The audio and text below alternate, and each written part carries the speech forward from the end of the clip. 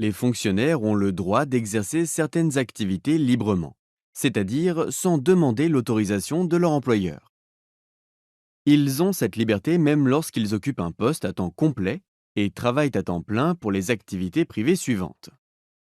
Le bénévolat, les œuvres de l'esprit, le contrat de vendange, la gestion du patrimoine personnel et familial, les personnels de l'enseignement.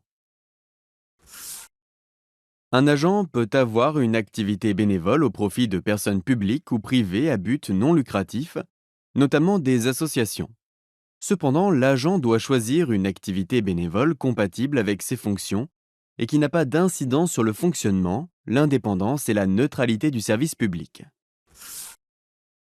Un agent public peut librement produire des œuvres de l'esprit à condition de respecter les règles relatives aux droits d'auteur et les obligations de secret et de discrétion professionnelle. L'article L 112-2 du Code de la propriété intellectuelle donne une liste non exhaustive des œuvres de l'esprit. Elle comprend notamment les livres, les conférences, les compositions musicales, les œuvres de dessin ou encore les logiciels. L'agent doit cependant vérifier qu'il se trouve bien dans une situation de production d'œuvres de l'esprit et non de création d'entreprises qui, elles, nécessitent une autorisation. Pendant ses congés annuels, un agent peut conclure un contrat pour participer aux vendanges. Le contrat est d'une durée maximale d'1 mois, renouvelable dans la limite de 2 mois sur 12 mois. Cette possibilité est mentionnée dans l'article L 718-6 du Code rural et de la pêche maritime. Un agent peut créer librement son patrimoine personnel et familial, bien que la loi du 13 juillet 1983 ne le mentionne pas.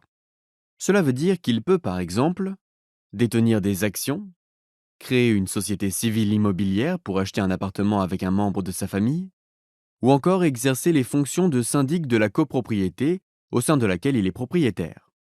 Cette liberté de gestion du patrimoine personnel et familial doit cependant respecter les obligations déontologiques.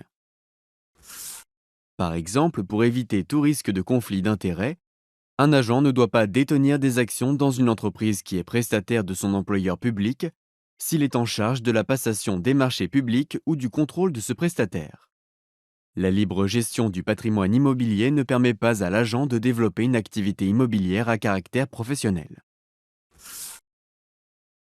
L'article 25 septies de la loi du 13 juillet 1983 mentionne la possibilité d'exercer les professions libérales qui découlent de la nature des fonctions pour 2 catégories d'agents publics. D'une part, les personnels enseignants, techniques ou scientifiques des établissements d'enseignement. D'autre part, les personnes pratiquant des activités à caractère artistique. Cependant, le ministère de l'Éducation nationale précise que ces agents ne peuvent pas exercer librement ces professions libérales.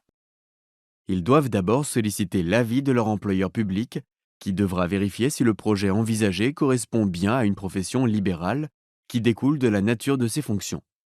De plus, la jurisprudence dans ce domaine est assez restrictive. Certains projets des agents peuvent être considérés comme des créations d'entreprises soumises à autorisation.